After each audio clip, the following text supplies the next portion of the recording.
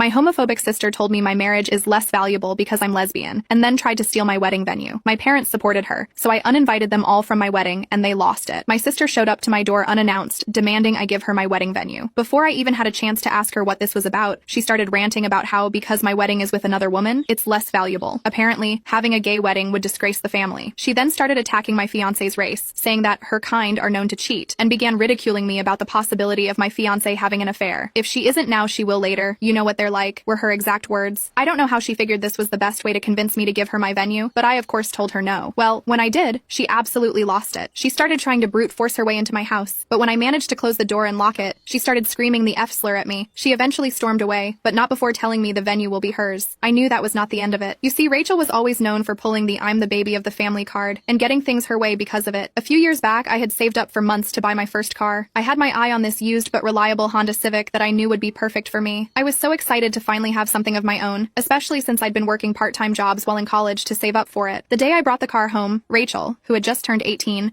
was immediately all over it. She didn't ask if she could sit in it or take it for a spin. She just assumed it was something we would share. She said my car was too cute and asked if she could take it to the mall that night. I laughed, thinking she was kidding, but Rachel didn't laugh. She pouted and folded her arms across her chest like a child. She said it wasn't fair that I was the only one who got to drive it since she didn't have a car yet. I explained that I'd worked hard to afford it and that I needed it for work and school, but she wasn't having any of it. She stormed off to our parents. That night, my parents sat me down for a talk. My mom told me that she knew that the car was mine and explained that it would help them out if we shared that car since Rachel didn't have hers yet. When they said I wasn't budging, they offered to pay the insurance if I let Rachel drive it. I still didn't want to accept it, but I felt like I didn't have much of a choice. My dad chimed in and said that I'd get more opportunities to work and save up, and Rachel was just starting out. I had to let Rachel use my car whenever she wanted. She ended up treating it like her own and barely even said thanks, and my parents made me out to be the selfish one for not wanting to share with my little sister. A few days after Rachel showed up at my house, I got a call from my mom asking me to come over for dinner. She didn't say much, but I could tell from her voice that this was going to be one of those dinners. I went over that night, and sure enough, after a painfully awkward meal, my mom cleared her throat and said Rachel told them about the venue. I asked what she told them, and they said that Rachel and Matt had been struggling to find a venue, and it was really important to them since this was a big step in their relationship. I nodded. She went on to say that our vineyard would be the perfect location for them since it was their first wedding,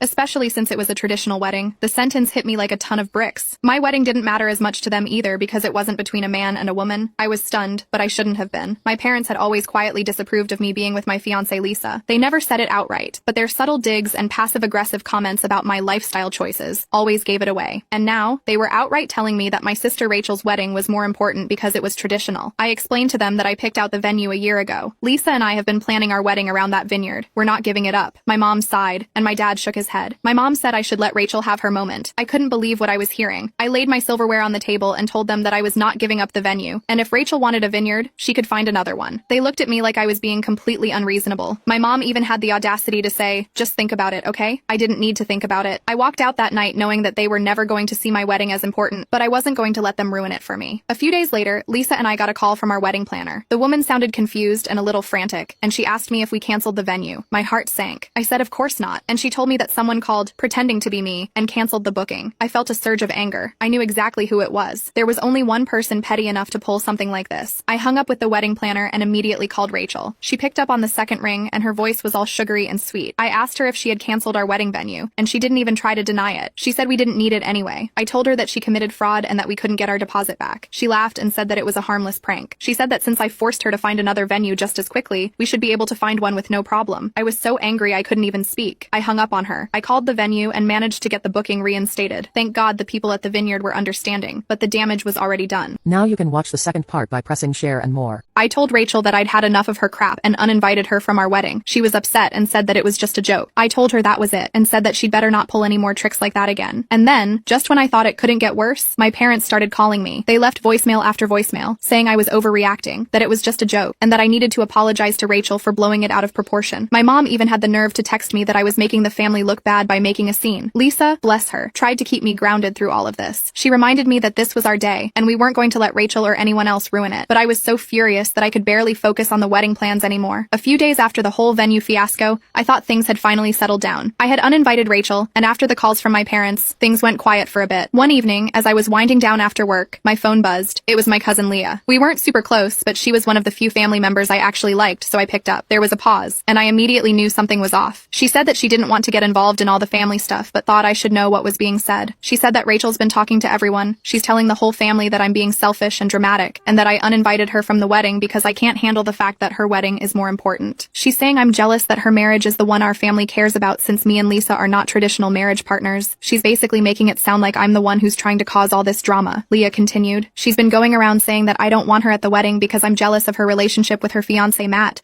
and that's why I uninvited her. Rachel didn't even mention to them that she was trying to sabotage my venue, or that she wanted the venue in the first place. I made sure to tell Leah that, and she said that she believed me, but I knew how our family was. Since Rachel was the youngest, they were eating it up. Leah said she had even heard some people say they didn't know if they should come to my wedding anymore because they didn't want to pick sides. I thanked her for telling me everything and hung up the phone. And then, just when I thought it couldn't possibly get worse, Lisa started receiving threatening texts from an anonymous number. They said things like, if this wedding goes forward, there will be consequences. And, you don't want to know what'll happen if you don't cancel it. I was in the middle of going over the final seating arrangements for the wedding when my phone buzzed. It was a text from Lisa, and immediately I could tell something was off. She asked to talk. Not even 5 seconds later, my phone rang, and Lisa's name lit up the screen. I picked up. I asked her what was up since I was trying to get the finishing touches on our seating. There was a heavy pause on the other end before she sighed. She said that she was getting weird calls while she was at work. I asked her what they said, and she said she'd gotten 3 calls today from different numbers, but they were all saying the same thing. They know about the wedding and keep telling her to call it off or something bad will happen. The first call came in around noon. Some guy said we'll regret it if we don't cancel the wedding. The second call was a woman who was even more specific. She said if we go through with the wedding, someone's going to make sure it ends in disaster. I asked if she reported them. She said she did to her manager. They've already flagged the numbers, but the third call came right after she hung up with HR. It's like they knew what she was doing. I told her to save the numbers and we would track them down. She said they were probably burner phones, but she still wrote them down. I told her that we were not going to let them scare us out of our own wedding, but she needed to be careful. Now you can watch the third part by pressing share and more.